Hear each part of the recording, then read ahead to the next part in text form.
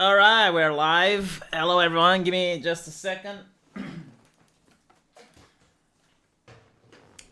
Let me see if I can bring the chat up. We're going to have a great stream today. I read some of the most funniest stuff in the book.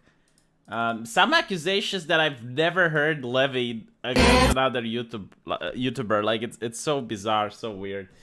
Kind of funny, like seeing a Marxist accusing another Marxist of being patriotic. That was my favorite take. A lot of ad hominems. I mean, I guess that's part of the drama. Like that's part of how things are on the internet. But I'm not really interested in them. Although some of the ad hominems do carry a little bit of deeper meaning. We're going to analyze those in a bit. No, why would I be deleting the other video? I'm of course I'm leaving it up. Thank you, Rusta, for the first super chat of 0.79 pounds. I never understand why he gives me 0.79 pounds. They do add up though. Like in total, he probably gives me like 10 pounds a month. But like it's always 0.79, like not 0.99, not 0.50. It's 0.79. I never understood like why the bizarre amount. I do appreciate it. It's just like a weird number is what I'm saying. Like does it have some deeper meaning? Is it like your birthday or something? All right. So what I wanted to point out is the interesting, and I'm thinking like I can finally describe this ideology. I might make a video talking about it, but the idea of woke capitalism, because it's kind of difficult to describe. I mean, people know it when they see it, but if you're asked like, what exactly is it, then it's a little bit more difficult to explain it on the spot. And I think the definition of corporations pretending to care about social justice while selling a product to people pretending to hate capitalism is the perfect example. You see, my understanding is that in the United States, a lot of people were dissatisfied with the political system, right?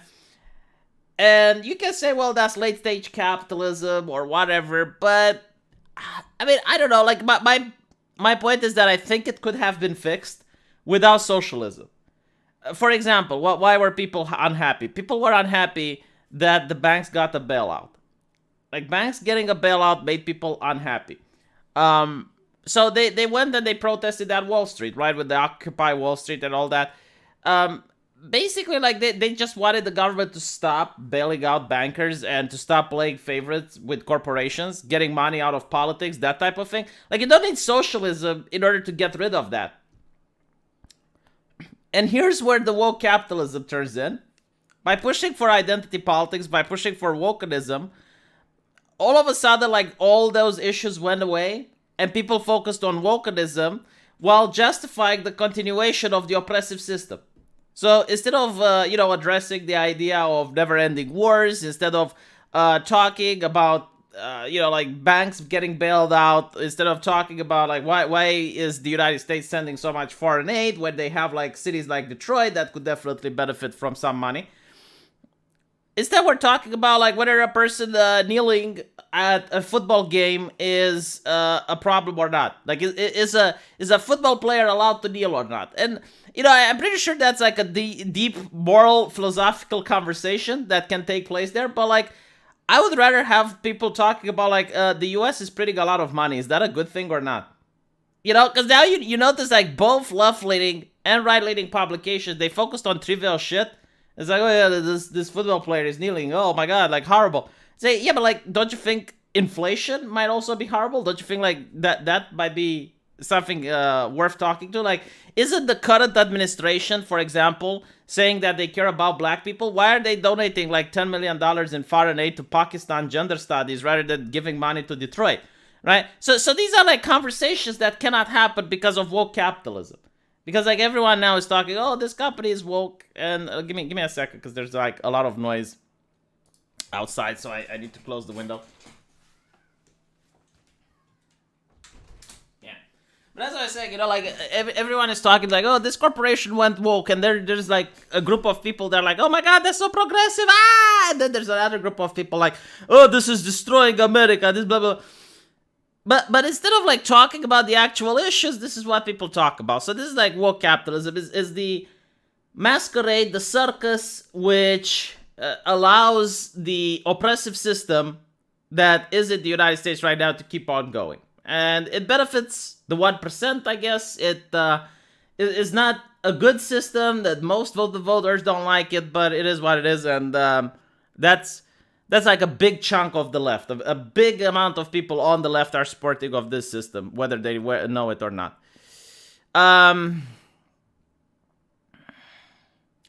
The reason banks in the U.S. got a bailout is because the banking system in the U.S. is one of the most regulated in the world. Yeah, maybe it is, maybe it isn't. I don't know. Like, but the thing is, like, most voters didn't want it.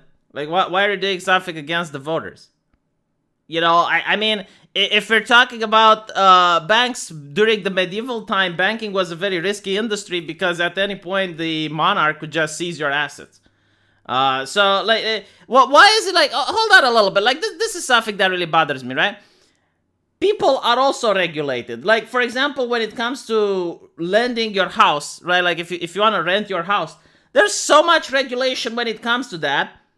But like the government can also tell you at one point, hey, you know what? Like your renter doesn't have to pay you shit because it's a pandemic. I mean, so why is it like individuals can be regulated? And then the government can fuck them up, but like for some reason banks are sacred? No, fuck that shit. The financial crisis came from deregulation. The financial crisis, from what I understand, also came because Obama said, hey, you need to have like diversity quotas in your loans. Like for example, you need to loan to African Americans, whether they do have the credit to pay for or not. And like most of the bankers didn't really care about the color of the skin of the person asking at the time during Obama, but what they did care was that, okay, well, this person clearly cannot pay. Like, he's not going to be able to pay the loan. So they lend a lot of houses to people that defaulted on the debt, and then you had the bubble bursting and whatnot. But anyway, right, it's just like I didn't want to get into this conversation. What I did want to talk about is the book, which I found to be very interesting for several reasons. So let's put it up on the screen. Hopefully I don't have any porn on. Right, I censored like a lot of. I think I got it all. Yeah. So the first thing that the author did was to power word name real Vosh. Power word real name Vosh. Okay, like this is what journalists seem to do a lot, especially on the left. Like I read Breitbart and I don't see them doing it. Maybe they do. I don't know. Like Fox News doesn't do it either. But it's like the idea that if you name the person, you kind of control them like a demonic entity in Dungeons and Dragons. It's so bizarre. So anyway, I censored the name, right? I don't even know like what YouTube terms of service is, like whether I'm allowed or not. It's in a book on Amazon, right? Like a video game playing child of wealth from Beverly Hills. So this is what really surprises me, right? Like so many talking heads that are communists are fucking wealthy. And I don't mean like they're middle class. No, I mean like they're upper class, like top 1%. Right? I mean, you get Hassan Piker, right? I mean, he's wealthy as fuck. Son of related to Cenk Uygur. I mean, maybe they're arguing, you know, so that doesn't count. But he's wealthy. You get like that British lady on television that's part of the advisory board regarding the lockdowns. Like my jaw dropped when I looked her up. Like she's a multi-millionaire. So you get like this multi-millionaire which has a mansion with servants, like probably cooks that she hired. And she goes on live television, like she's a member of the Communist Party. Okay? Like I'm not using Marxist as it is, so she's a member of the Communist Party, and she says with a big smile on her face, you know what? Like I suggest that lockdown should remain forever. And I'm thinking like, oh no shit, because you don't have a business, do you? That you're losing. Like you lose nothing, you're an essential employer, right? Essential millionaire. I mean, the biggest transfer of wealth have happened from the poor to the rich. And why do you see so many rich communists supporting it? Carlos Maza, also a millionaire. Well, at least the son of a millionaire. Who else? We got Sam Piker, Carlos Maza, apparently Vosh now is like the son of a well from Beverly Hills. That activist lady from Black Lives Matter, like also buying $1 million worth of mansion. Now, like you can explain this because it's interesting. Like some of these people, except that British lady activist, maybe it's due to the fact that some of them aren't as rich as their parents, so they, like, by contrast, they view themselves as being poor and oppressed. Like maybe that's the shit, Because I get it. Like, hey, look, if you got like some millionaire parents living in a huge mansion and you only live in a 3-room apartment, yeah, I mean, maybe you do think you're oppressed and the system is failing. I don't know. Like maybe it's a little bit of that. But look, I'm a very cynical person. Okay, like I don't believe in the good of humanity. Like, I know it's possible, but very rarely do you see it. So when I see a person behaving in a way, I'm wondering, what do they gain from it? What do they have to gain if they push socialism as a wealthy person? Because if you're, like, part of socialism is the idea of abolishing private property. It is the idea of, like, lowering the 1% and raising the poor. Motherfucker, if you have like a 3-room apartment, you're not poor, okay? Like, especially in the United States. So why the fuck would you push an ideology that's literally against your own interest? That's what I want to know. And I thought about it a lot, and I think it's like the 3 stages of communism. Like, the first stage of communism is the Marxist. This is like the cannon fodder, the actual student with a big loan debt, the person that's unable to find a job, like the actual impoverished. But these are the minions. These are on every forum, doing the activism, trying to get people fired that think differently than they do, flagging videos, going through logs to find evidence of wrongdoing. Like, these are the Marxists, right? And then you have, like, the Leninist. Now, the Leninist is the second stage of Marxism. This might be, like, from a Marxist rising up. But usually, like, the Leninist also pops out of nowhere, like Vosh, for instance. And these are the people that are good at organizing. Like, they're the organizers. They get, like, the minions, like they arrange them on the board and, they take control. And the Leninist is a lot wealthier than the Marxist. Like, the Leninist is quite... I will not say that he is like the 1%, but he's quite up there. Usually. And they're also, like, they can be, like, bloggers, influencers, journalists, TV anchors, right? So these are the Leninists, the people that are like the Marxists, but they actually own shit. And they're good at organizing. And then finally you get to the last form, like the last stage, the final form of the Marxist, which is the Stalinist. The Stalinist is the type of person that now has amassed a lot of wealth and is willing to use lethal force in order to defend it. It's like the type of person that now has the shotgun and tells you to get off his lawn. Like after amassing wealth, sometimes through dubious means, or sometimes by tricking and manipulating people, now he's like, this is my shit, no, you can't have it, get the fuck out. I'm not sharing, I am not sharing jack shit. Perfect example is that BLM lady, who was really upset that people are looking into her finances, or AOC. AOC was really upset that journalists are interested in her finances, right? So when she was poor, and she was talking about how she was a waitress, and she was talking about how everyone is to get together, and she was talking about how we need to share the wealth, right? Like, that was the Leninist stage. And then when she got into Washington, D.C., now she's in the Stalinist stage, which is like, fuck off, journalists, don't you dare look at my things. Don't you dare question why I'm not sharing, all right? It's not my job to share, it's the government's job to share. And pretty much like what happened when people gather money for her abuelita, like it's the recent story. But anyway,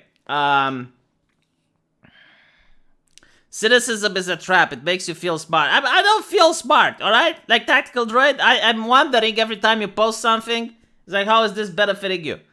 How is this benefiting you? Like, what is your advantage by doing this? And honestly, like, if you start looking at the world like this, doesn't mean you feel smart, but people become very predictable. Like, very, very rarely do you find a person that manages to subvert your expectations, which is probably why I did not enjoy The Last Jedi.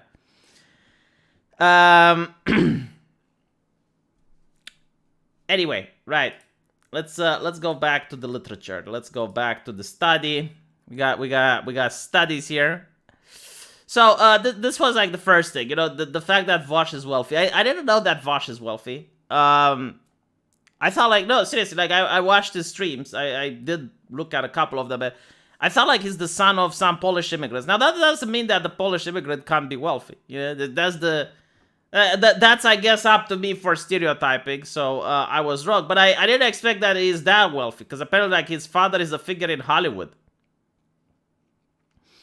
But anyway, right, so apparently he went on Destiny stream, talked about anarcho-communism, right? So up till now it's just like a historical interpretation. Like there's nothing too big, nothing to talk about here, right? But here's where it starts getting spicy. Here's where it starts getting a little bit interesting. But before that, let me go into this super chat from Deban. I know it's not much, but I love listening to you. I wish I could give more. Keep speaking the truth. What type of doctor are you? So thank you, Deban. I mean, I don't expect a lot of money. Like if people want to give, then they should give. Even $1 is enough. I mean, I never looked at someone and go, why couldn't you donate more? Rustavius G, why can't you donate? Like to me, even if you click that subscribe button, is a lot. But yeah. So what type of doctor am I? Like first, I went into microbiology. But I found it extremely boring, and I moved to internal medicine. I did a transfer, and after a while, I stopped doing medicine altogether. I just focused on YouTube. I took an unpaid leave. I think if I want to go back right now, I would have to give the residency exam again, which is kind of difficult but not impossible. And then I can choose to be another type of doctor if I want. Anyway, right. Let's go back to the literature because this one is getting a little bit spicy and more interesting. On his stream, he claims there is a secret Nazi conspiracy that has infiltrated the U.S. government. Yeah, I mean, I keep like it's not that he claims that there is a secret Marxist conspiracy that infiltrated the U.S. government. This is what the mainstream media claims, right? Like a lot of the time, you're going to see Vosh just parroting MSM talking points, which it's not necessarily a bad thing because like sometimes I happen to be on the same stance with Fox News, but very rarely do I see him, if ever, do I see him disagreeing. And the idea that like this is bewildering, When you have like a group of fringe right-wingers that claim that a group of child molesters are like there is an overlap. This is how they claim there is an overlap between the Democratic Party and a child molestation ring, right? And immediately, right, conspiracy theory crackdown, like the worst of the hammer of the law falls upon these people. But when you have someone else that says, hey, you know what, like a Nazi conspiracy has infiltrated the U.S. government, this is mainstream news. This is prime time. This is MSNBC. Like, for some reason, some conspiracies seem to be less conspiratorious than others. They're not treated the same, is what I mean. Right? Why isn't the hammer falling down on the people that think that a secret Nazi conspiracy has infiltrated the U.S. government? Why isn't this a problem? Right? Can anyone explain to me? Isn't it bizarre? I guess the times are changing, because it used to be, McCarthy was like the cabal of communists have infiltrated the U.S. government, which is kind of funny. Wasn't there like a report saying that there were like 2 million communist spies that have infiltrated various institutions in the West? That's not a problem, by the way. It's probably a good thing, But anyway, like this is the interesting part, right? He misinterprets key Marxist concepts, equates critics of U.S. foreign policy, tankies, with Nazis. Yeah, I mean, my God, it's all Nazi this, Nazi that, Nazi that, all while using excessive profanity. So this is like something that I noticed. The use of excessive profanity.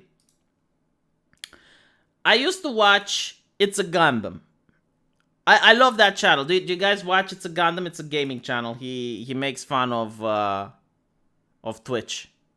It's a great channel. It's a Gundam. I used to watch him when he was like 20,000 No, McCarthy was wrong. He said there's a couple of communists. When the KGB revealed their archives, there were there were tens of thousands of them. So he lowballed it. But anyway, right. So no. I'll tell you why it pisses me off about the bad words thing, right? It's a Gundam. I was watching him when he had like 20,000 subscribers. My God, like the man knew how to curse. Like he had a poetic way of cursing. Very rarely do you find people which can curse so well. You know, like cursing is an art. It goes beyond the F word. Like you need to start making it like a lyric. You need to curse as if it's a poem, right? And I think It's a Gundam could actually do that. But after a while, It's a Gundam points out how all of his videos get demonetized and therefore suppressed by the algorithm. So what ends up happening is that he now starts censoring all his curse words. The channel becomes boring as hell because I genuinely think like cursing was part of the charm. You know, it made you feel like you're watching an independent content creator and not some corporate thing. But, you know, like, I get it. You know, it's not my mommy's platform. It's Susan's platform. And if Susan doesn't want people to curse, that's fine. You know, I'm not going to curse. So a lot of people stopped cursing on YouTube just because of that. But you get people like Vosh that can curse as much as they want. And you have to wonder, like, how the fuck... You know, like, why is it? Why is it that they get to be edgy? And I generally think they get to be edgy in order to attract a younger audience. Because usually the people who don't like cursing tend up to be the boomers, like the older generation. They don't like cursing. But the younger generation loves cursing. I mean, the younger generation grew up with MTV, with rap music, and all of that stuff. So the young generation, they love curse words. And if you curse, you're going to attract the younger generation. But if you don't curse, then, you know, like, I mean, you can still attract them, but it's not as easy. I don't know if Generation Z or Millennial, or the Gen Xers, if they love cursing. I don't know about that, but I do know that my generation definitely did. It's Gundam got grumpy because YouTube much forces him to nerf his channel. Yeah, this is what I'm talking about, right? So, you get certain channels on YouTube that have carte blanche, and they can do whatever they want. And then you get other channels on YouTube that have to self-censor, and they're always erring on the side of caution, and they don't know if what they're doing is going to be acceptable or not. So yeah, in the aftermath of the January 6th Capitol riot, Vosh... okay.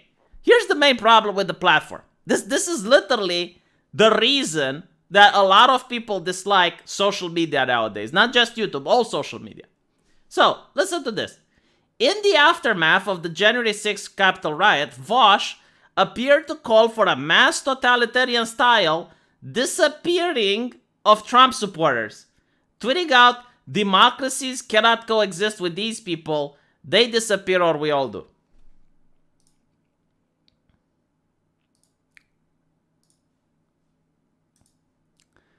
All right.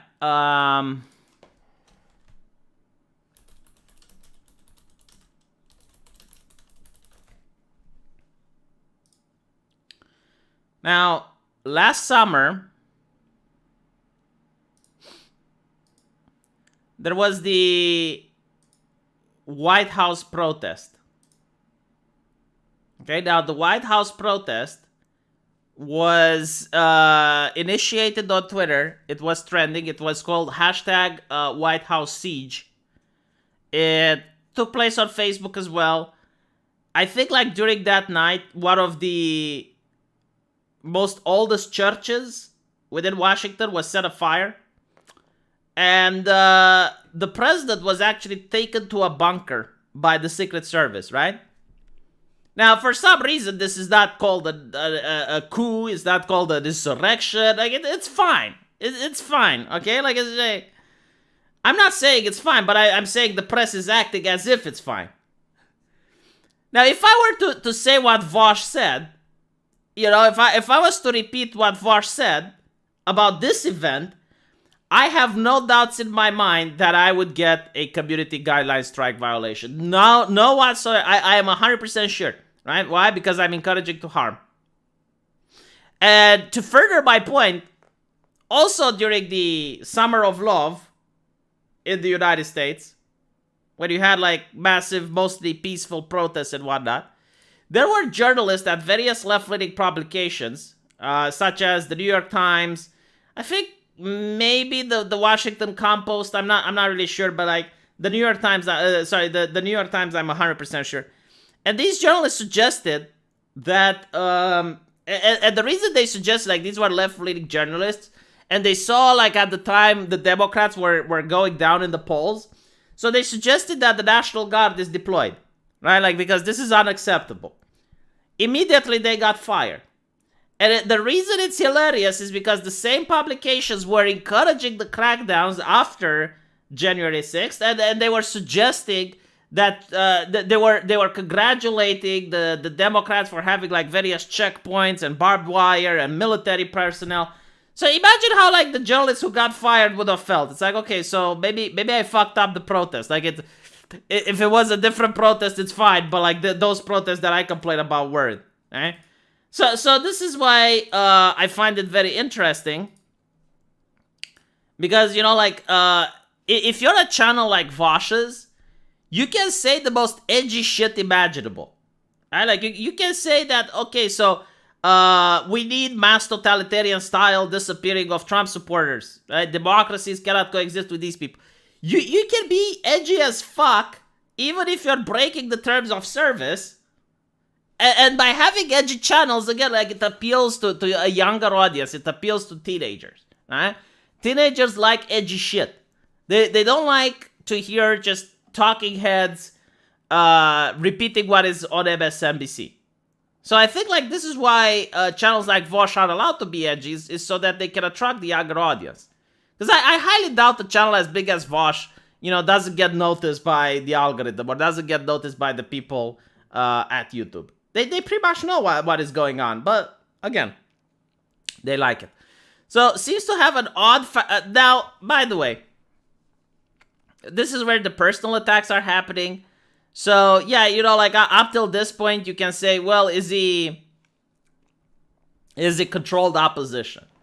I would say he's not controlled opposition, but he's definitely working in favor for the powers that be in order to enrich himself. Like, he's pro-establishment. That's what I would call. Like, he's not a revolutionary. Like, he LARPs as he's some edgy shit, like some edgy revolutionary. But at the end of the day, he is pro-establishment. This would actually convince me that, you know, like, no, he's not on the payroll, because this ad hominem is with the fact that he's got like an odd fascination with pedophilia. In one debate, he argued that purchasing a laptop computer was the moral equivalent to purchase child pornography. Right? Now, I like to think Vosh is a smart person, right? Like, he's not dumb. I mean, he makes a lot of money, so clearly he's got some ideas going there. But at the same time, he doesn't use his mind in order to understand the nuance between purchasing a laptop versus purchasing disgusting content, okay? And it's very easy to explain. So his argument is that the laptop contains certain parts that could have been used, that could have been obtained using child slavery, right? So either like in certain countries, the children were used to put the laptop together, or they have been sent into mines in order to mine rare earth minerals that are then incorporated in the laptop. Okay? So that is his argument. Like, he doesn't understand.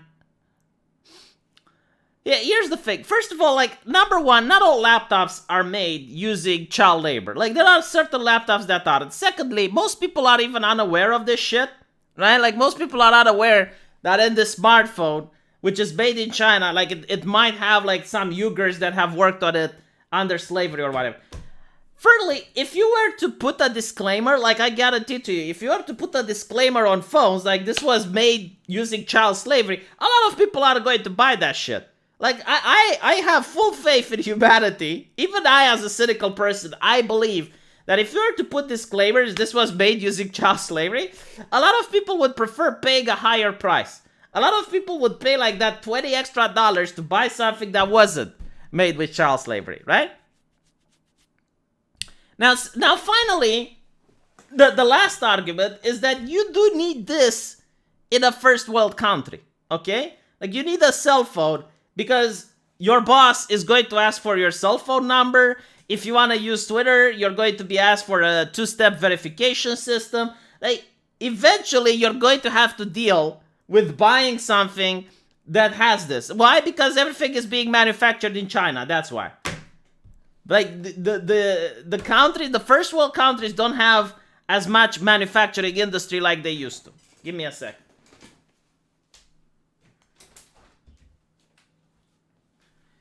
So even then, right, like I can argue for my country to get its manufacturing industry back. I can do that, but what I can't is live without this shit. Like, I have to get it, right? Unless you want to be, I don't know, like self-sufficient, the man in the forest that lives off the land and stuff. But you know what I don't need? You know what's not necessary? What's not necessary is child porn. Like, there is absolutely no situation that I can think of where it would be considered an essential material to have. Right? So comparing the two doesn't make any sense. Someone said Twitter isn't life. Yeah, it is life. If you want to get a job, newsflash, they're going to comb your social media. And I know this because I spoke with different employers by now, and they all told me the same. If you want to get a job at a company, and it's a big company, so we're not talking like a mom and pop store, they're going to look at your Facebook, they're going to look at your Twitter, they're going to look at your Instagram before hiring you. And why? Because it's easy to fake a resume than it is to fake 10 years of Facebook activity.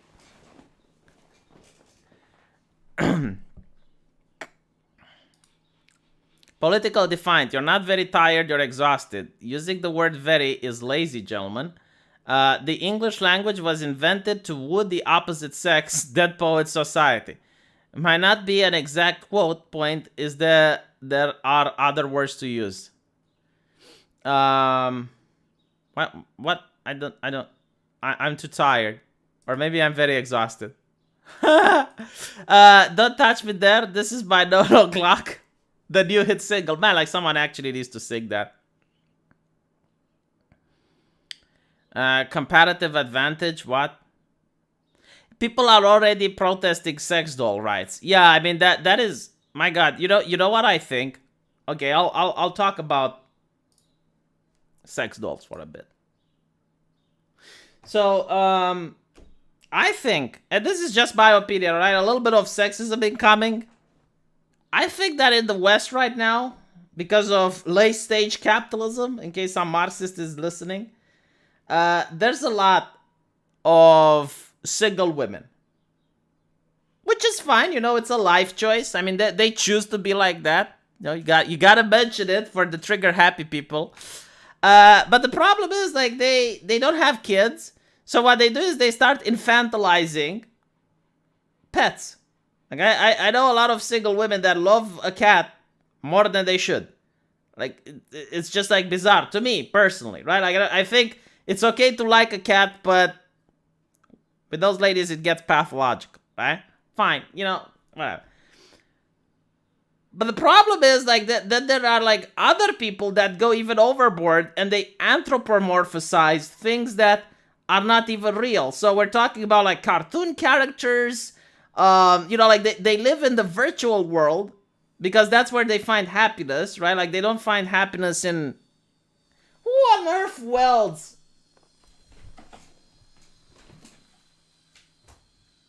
Unbelievable. I'm having to close the window and suffer like it's an oven in my room because, like, there's noises coming from outside. Who on earth welds at 9 p.m.? My God. Going back to the TED Talk. I'm giving the TED Talk right now. So what I'm saying is that, look, I'm not... It's very difficult to find the words for what I'm saying because I'm going to get misquoted or misinterpreted or misrepresented. Look, I'm not saying that people have to have a family, but what I'm saying is that having a family gives you certain fulfillment and enrichment in life that without a family, you have to find it in other things. And those other things seem to be, like, for some people, pets. For other people, they seem to be virtual characters. But by some goddamn reason, this is turning into a pathology because now you have people that legitimately give a shit about sex robots. All right? Like, we're at that point. Because you have, like, there was, like, this sex robot which was at a convention, And apparently, like, she got damaged because people used her too much or something. And then feminists freaked out and they were like, okay, we need rights for sex robots. And I'm thinking, like, motherfucker, you got dildos, right? Like, you got actual dildo. Like, you don't even need the man. Like, you don't even care about the man. Like, you don't give me the shit with objectify. You don't even need the man. You just get the body part out of the man that you need, right? Like, you don't even take, like, the whole doll. You don't even need the mannequin. No. You just, like, take a body part of the man that you need to use it for your own pleasure, and then you lecture other people about objectifying. Like, what the fuck is wrong with you? You know, like, that's my point. You know, look, even Abdi Muhammad is WTF. No, but like, think about it, because now the company that builds these things, that builds the robots, are saying that they want to add a feature to it so that it requires, like, consent before you use it. And if you don't consent, like, if you use it without the consent of the fucking robot, the robot turns off. So, like, great, now you can purchase a robot to friend zone you. Like, you can literally be that guy, because who the fuck purchases a sex robot to begin with, right? Like, some lonely person, some miserable sod that is not able to find companionship with a real woman. So what he does is, like, he goes to the consumer market in order to, like, pay money to get a piece of plastic, you know, in which he can cry his tears into. But now, like, thanks to feminists, that piece of plastic can also tell him to fuck off. I mean, honestly, it's really funny, right? Like, meanwhile, you can just, like, have just the body part that you can buy if you're a woman, and there's no objectivation there. There's no problem there. No, but seriously, imagine getting friendzoned by a sex robot. That is like, that is like, yeah, you turn it on, and, like, the robot does not consent. What the fuck do you do then? But it's not a joke. It's an actual article. You know what's even funnier? Like, let me tell you what else is funny, right? Imagine if they were to do the same with other tools, right? Because at the end of the day, you know, you can call it a robot, but it's a freaking tool. It's a piece of plastic, right? That's supposed to serve a function. It's a tool by any definition. Imagine if the hammer would require consent. Because otherwise, if you hammer a nail with it and the hammer doesn't consent, then it's fucking slavery. Yeah, imagine if the toaster would ask consent each time you put a slice of toast in there, and if you put it anyway, then it's rape. I just... Fuck.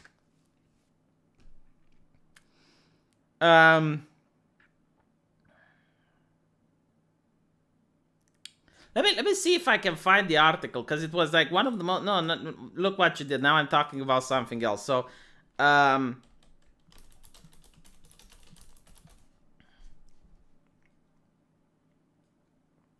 look, Rolling Stones. Can sex robots give consent? Who the fuck cares?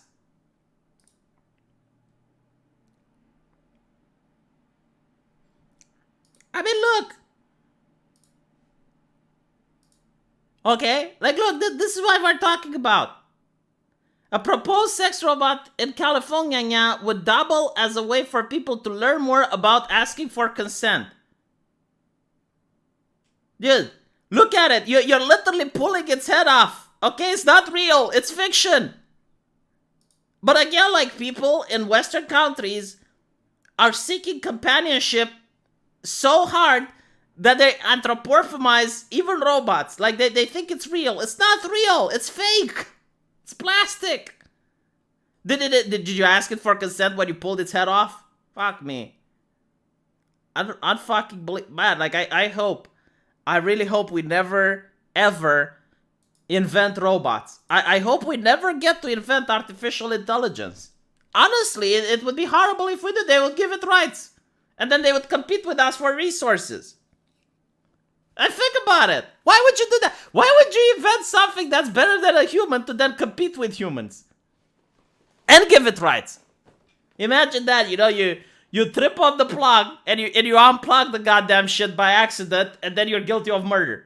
Because you unplug the robot. Yeah, we're getting to his Lysenkoist levels of ideology. But not only that, right? Like, if you go, because, like, this is something even more dumb, right? So, like, apparently it's a brothel with sex robots. Who the fuck would go to something like that? Just go to a normal one. Jesus Christ. Go to Germany. Travel to Germany. It's legal there. But anyway, right? So if you go to a brothel, the ladies working there, it's assumed that they already consent, right? Because otherwise it wouldn't be the job.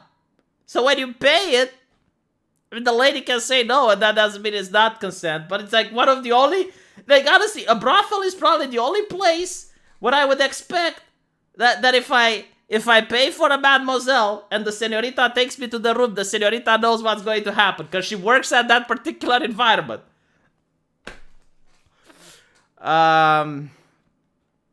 Imagine getting friend-zoned by a hooker in a brothel of all places. You know, you pay for it. Like, she takes you to the room. You know, you start talking with her, and then you undress her. She's like, oh, no, you know, like, I just don't feel like it. I think we should be friends. I mean, I think, like, that would... oh, my God. Like, that would definitely, like, just... that would be something for the man experiencing that, huh? Look at a show called Better Than Us. There is such a brothel in Barcelona. I actually never been to a brothel, so I don't know. But like, I can still use my imagination. It's not that complicated, okay? Like, I don't. It's not like I'm talking about the intricacies of sending rockets to the moon here. We're talking about the room where people meet to fuck, I guess.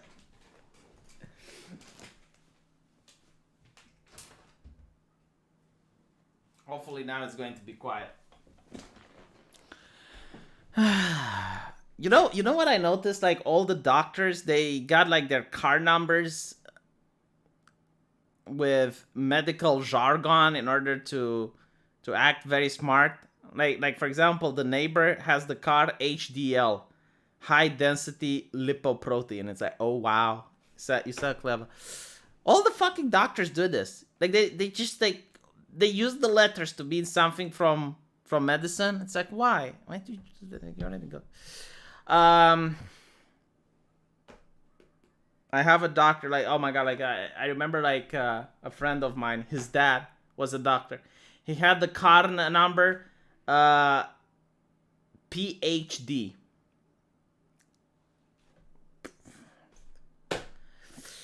OnlyFans destroyed libertarianism to me as an ideology. Motherfucker, you come from Romania. We had brothels. What are you talking about? Like, the communists banned the brothels here.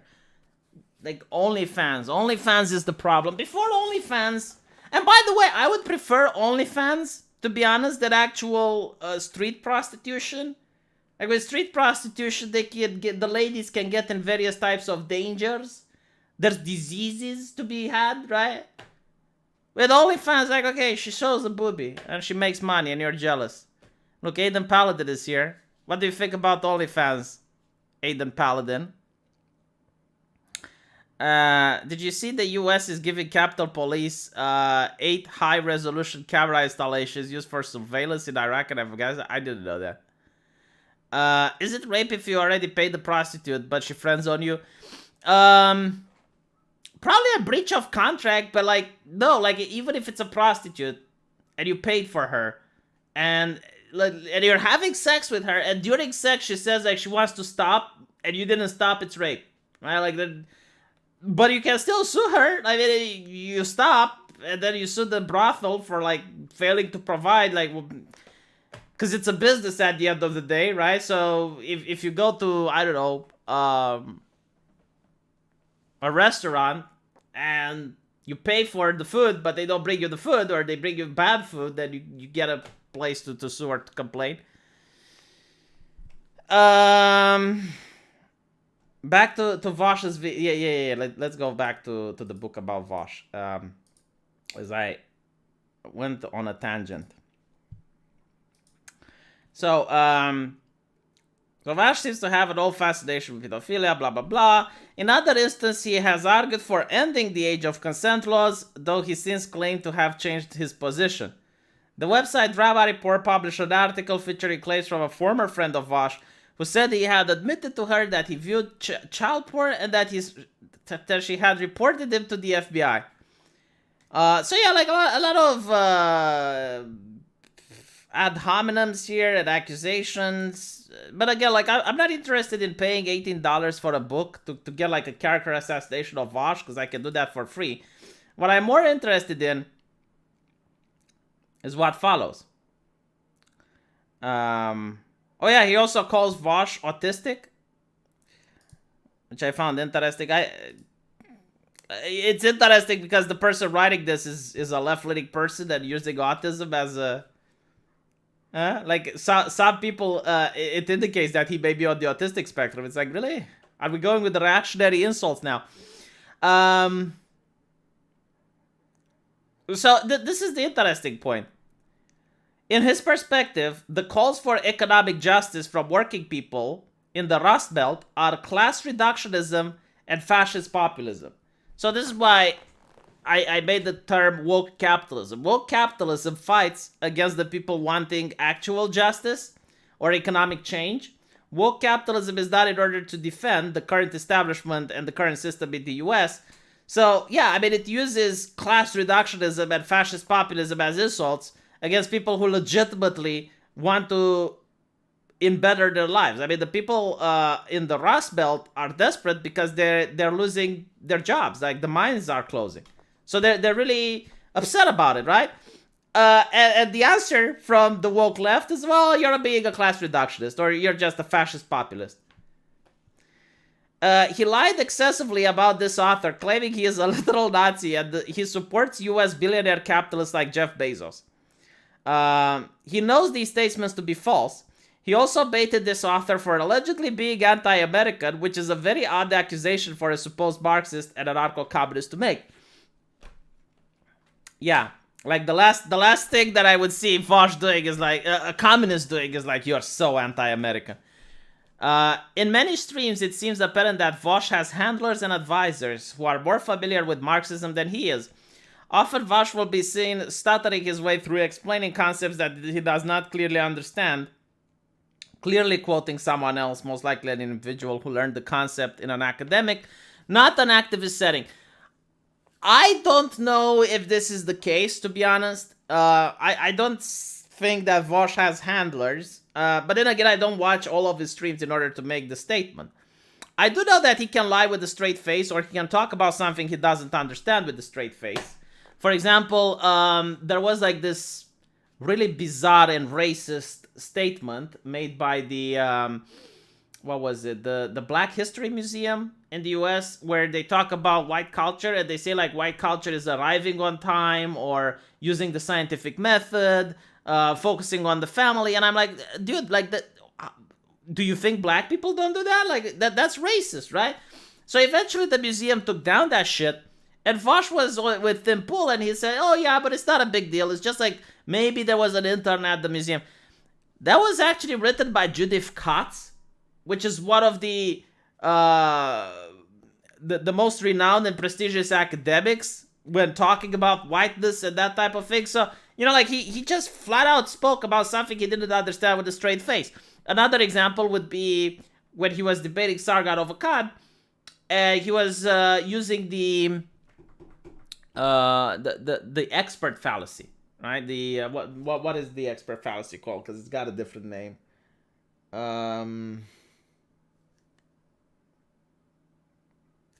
My God, I got a brain melt. I wish I had people whispering in my ear. I wish I had advisors. The appeal to authority. Okay, now I know.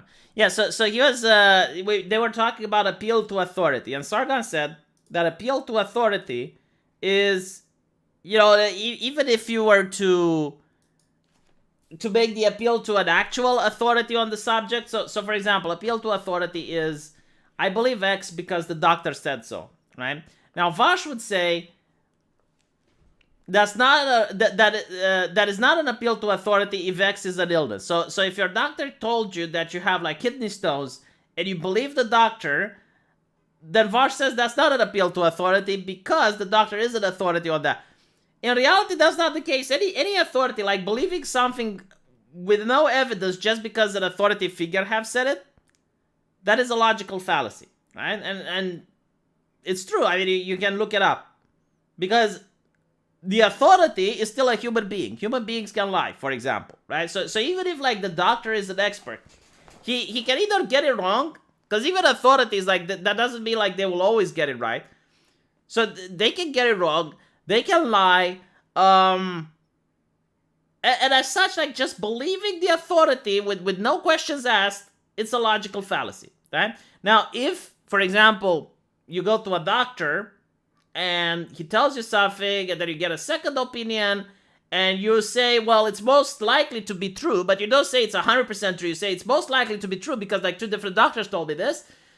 That is not a logical fallacy. But to say that something is unbelievably, it's 100% true just because like some expert said it, that is a logical fallacy. And Vosh knew this. Like, I'm pretty sure he did.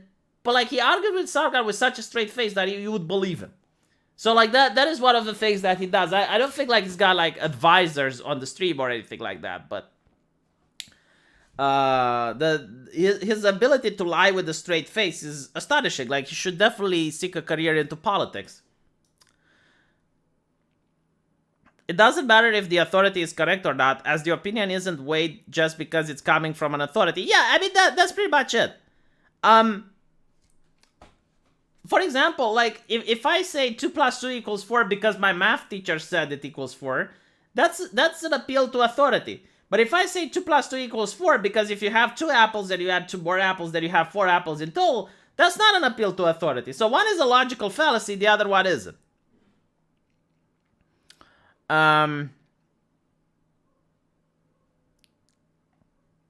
Like that's another point that someone made. It's like, just because something is fallacious, that doesn't mean it's wrong. So fallacious means that it's not logical. Like fallacious means like you haven't made the correct logical rationale to reach that conclusion. But you can reach a conclusion by accident, or like by not using proper logic. Like, for example, you have a gut feeling. So I got a gut feeling that the next super chat is going to be $5, right? Like that's not a logical argument, but it can just so happen that the next super chat is $5. That doesn't mean that I arrived to this conclusion with logical consistency. Like, it's very interesting to talk about these things because a lot of people know about them, but they can't express them, they can't articulate them, and it's important to be able to articulate these things. If a dentist says braces, it's 75% time a lie. I won't believe 50% of people need braces. I mean, it depends where you are. It depends a lot on the genetics. On another occasion, he said something to the tune, it's morally acceptable to lie if the lie helps the revolution. Yeah, I mean, this is the idea of a person not being honorable. And the question is like, why should people be honorable? Well, you might get like short-term gains by lying, like Aidan Paladin said, right? Like, if you constantly lie, you might win a lot of short-term gains. But the problem is, like, you then build up the reputation that you're a liar. So people will know that you're a liar, especially when you flat out say that you're a liar. And it's going to come a time when a person might make an accusation of you. And it's going to be very important to defend yourself. Now, if your word is that of a liar, like if people know that you're a liar, no one is going to believe you, right? And it's going to be your word against theirs, and no one is going to care because you're not an honorable person.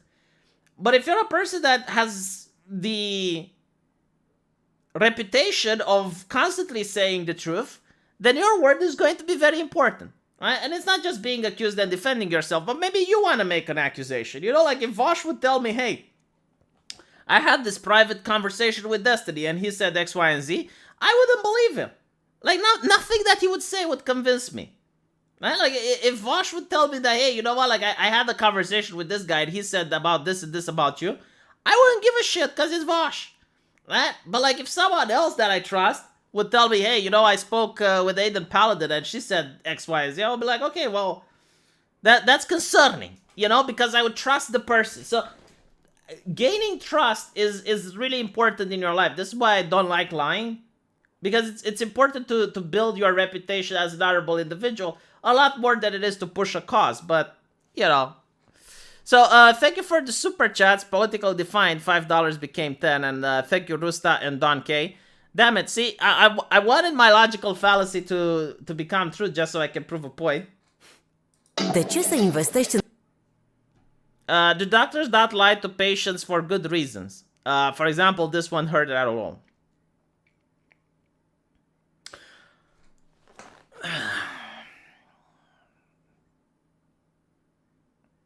I actually met very few doctors that lie, like maybe at pediatrics. But the doctors, I mean, at least the ones here in Eastern Europe, they were always on point. I mean, they would even tell people that it's cancer if it was cancer. Like, I haven't seen doctors flat out lying to people. You know, it's like, oh, it's cancer, and you're telling, oh, you're fine. They used to do that, but not anymore. And I guess, like, the new school of thought is that, okay, let's say you got a patient that has terminal cancer, right? The correct way of doing it in the past would be not to tell that person, but tell the family members. And I guess the new school of thought is that you shouldn't lie to them, because maybe they want to put their life in order.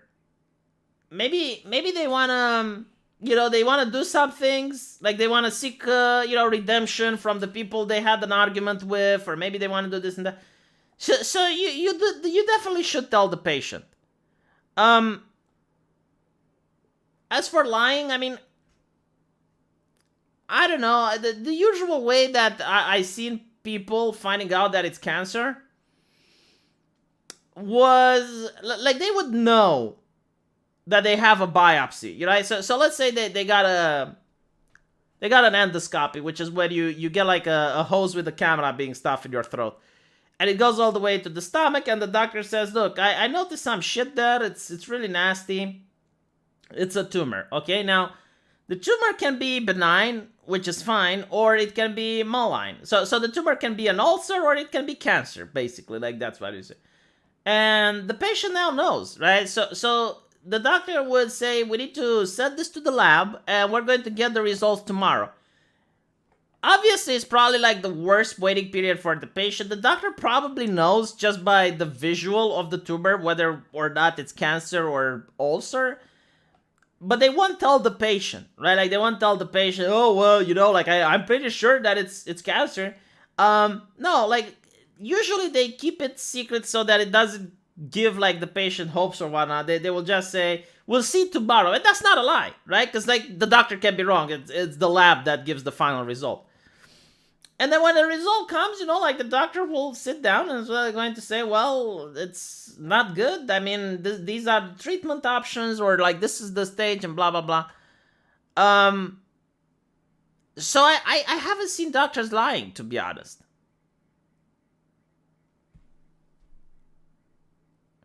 Did I ever have to break bad news to a patient? No, because again, it's usually the lab that breaks the news, I suppose. No, I didn't. No, like, most people knew why they're in the hospital. Like, usually it's a chronic condition, and they kind of know.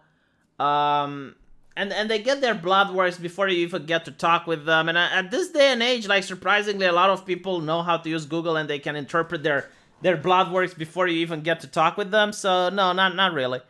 V, I think it's time for the mighty Romanians to take their place as the world superpower. No one see it coming. Do it now. America is distracted by the Kavis. I don't think I would want Romania as a superpower. I think that would be a bad thing. Like, spreading corruption, the Romanian corruption everywhere. There has to be a penalty for lying.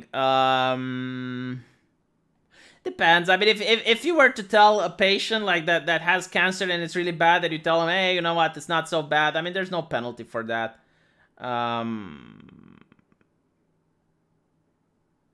There is malpractice if you actually, like you know that the patient has cancer and you don't tell them. Or The patient doesn't have cancer and you tell them, right? Like that's a penalty. But if you were to say, hey, like this isn't going to hurt a bit and it actually hurts, I mean, you're not going to get a penalty for that. Thoughts on Haiti assassination and the Cuba protest? The Cuba protest is actually going to feature in This Week is Stupid. The New York Times has stated in an article, and I'm not kidding, the protesters were chanting freedom and other anti-government slogans. Like I love the fact that freedom is considered an anti-government slogan.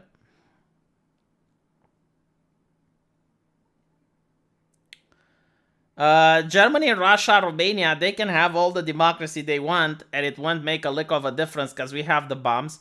Motherfucker, do you know that the US has bases in Romania with I don't know if they have nukes in them. No, actually, I think they do have nukes. I think it's very likely we actually have a couple of American nukes in Romania. So if we were to declare, like we're going to YOLO and we seize those American bases, then we become a nuclear superpower overnight.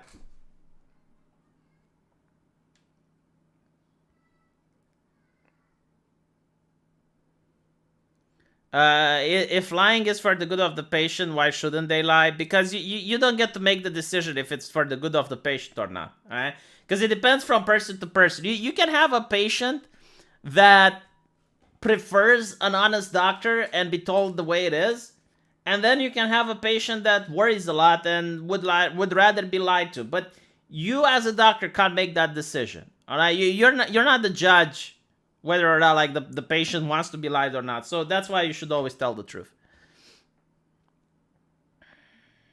Yeah, we do have nukes in Constanza. Yeah, I knew. So if Romania were to be like, all right, seize the means of production, we would become a nuclear power. You can seize the bases. Like, Romania is not that technological and advanced. And by like we are in Eastern Europe, right? Like by the time the United States would send any type of force into Romania, the bases would already be seized. I mean, like, but again, like this is if a president wants to YOLO. Obviously, it would be a bad idea. But I'm just saying, it's technically possible.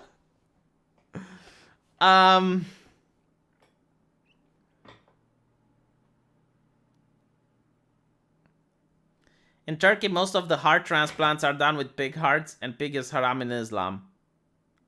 So they wouldn't accept it if doctors would have been told. I don't give a fuck. I mean, if that's their religion, you as a doctor should tell them. Like because at the end of the day, like when you give a heart transplant, you're just prolonging the patient's life. I mean, they're still going to die, right? And usually a heart transplant, I think, is like only for like 10 years, because after 10 years they need another. Like few people know this, but a transplant isn't forever. Like after one point, the body starts rejecting it. So even in the best cases, like after 10 years, you need a new transplant. So what you're doing is you're prolonging the patient's life. Okay, what if the patient doesn't want to? I don't give a shit why. Like religious reasons, moral reasons, whatever. Like if the patient doesn't want to, he doesn't want to. Why wouldn't I tell him? I would definitely tell him, because at the end of the day, there might be a person that's fine with it, and they're down the line. Because you shouldn't think that the heart isn't going to someone. Like there will always be a patient that is needing that surgery, and he's down the line. Hey, you don't want it? That's fine. Go home. Like next, someone else is going to get it. I would rather tell them the truth. I just don't understand why you'd lie. Secondly, I don't think like the heart is from the pig. You might be mistaken. I think you're talking about the aorta. So the aorta is an artery that comes from the heart, and that is from pigs. And it can also be synthetic, right? So if a patient wants a synthetic one, like that's fine. But if a patient was not to get the procedure, okay, fine, go home and die. Like next, someone else wants it. Like you're still saving a life. Why would I lie to people? Jesus. What's your take on people selling their organs instead of the donor system?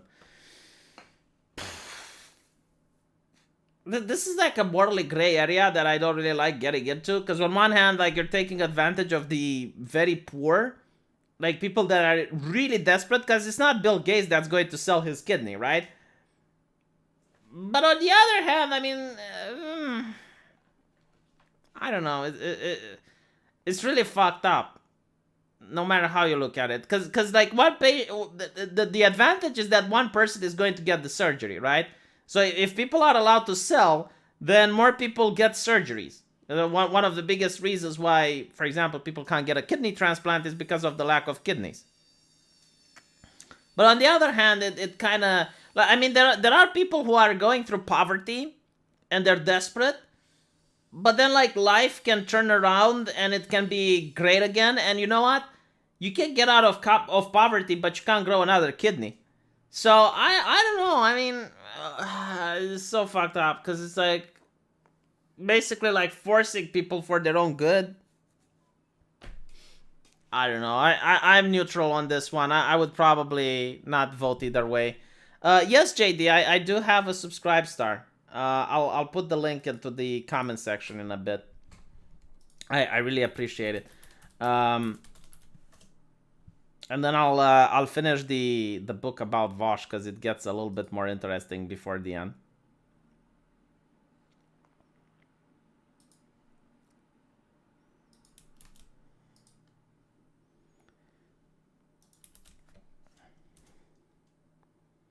Here, I pinned it for you. Collab between you and Aiden Paladin. One of your serious videos would be legendary. I did have a couple of streams with Aiden Paladin. I would love to have her on again. You may be able to grow a kidney soon. We'll see when we get there. So anyway,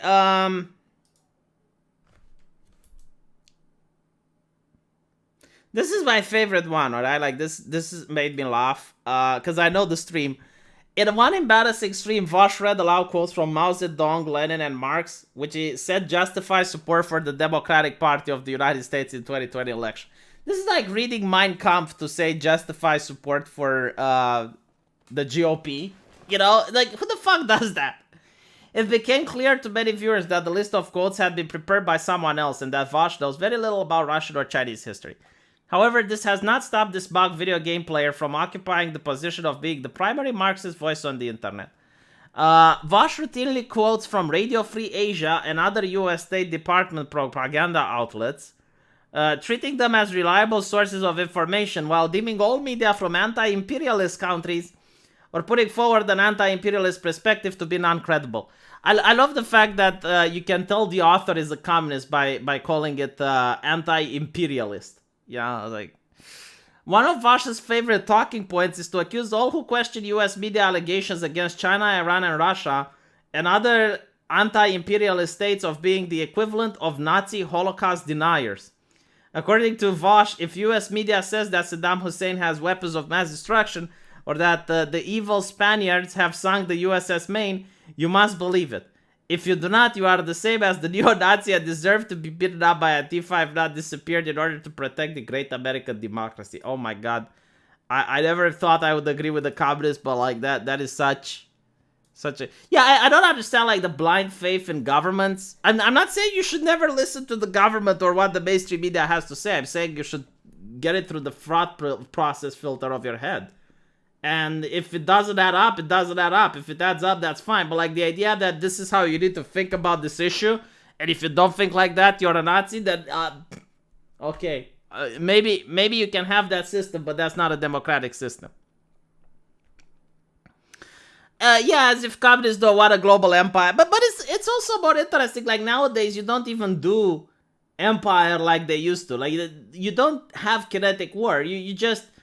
For example, you give foreign aid to a country, and then you force the politicians to allow your corporations to set in there for cheap labor, or to turn a blind eye if the corporations that sell in that country are doing human rights abuses. Like for example, that's how you make empires. I mean, the European Union is now plundering Romania's forest. You know, they're just taking resources away from Romania and sending them to Austrian companies. Is that not a form of imperialism? I mean, isn't that the reason why empires exist, to take resources from other nations? I don't know. I think it's like the way of neo-empires. I mean, Guy Verhofstadt of the EU calls the EU the empire of good, so... you should approach all with a healthy dose of skepticism. I mean, here's what I don't get, right? Lying is part of human nature. Every single human being on the face of Earth lies. I don't know a single person that doesn't lie, ever, right? So all people lie, we know this.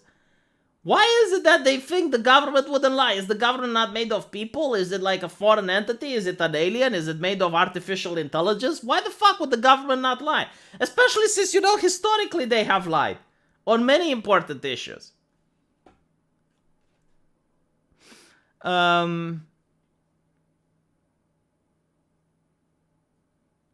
Lying for the good of others is BS. Lying is good for the narcissist. Yeah, I definitely agree.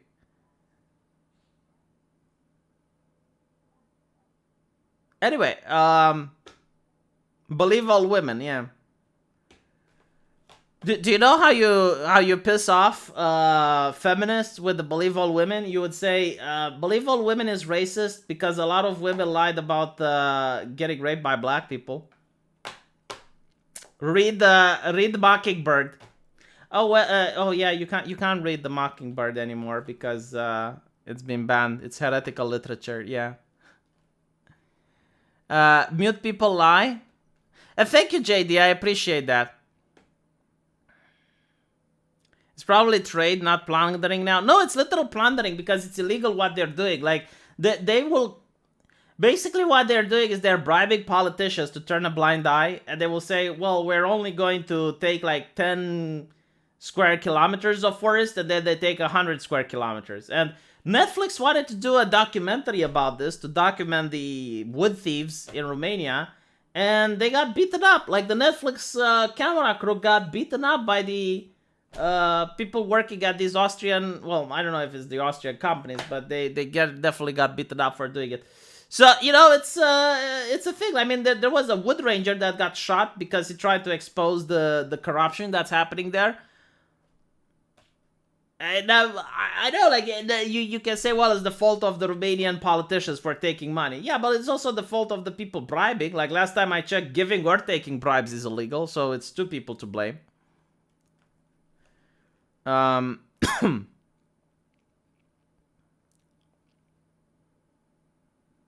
Lying comes from weakness, but deception is strength. Yeah, Netflix crew got beat up in Romania. Look it up. Go on Google. Anyway, right. Thank you guys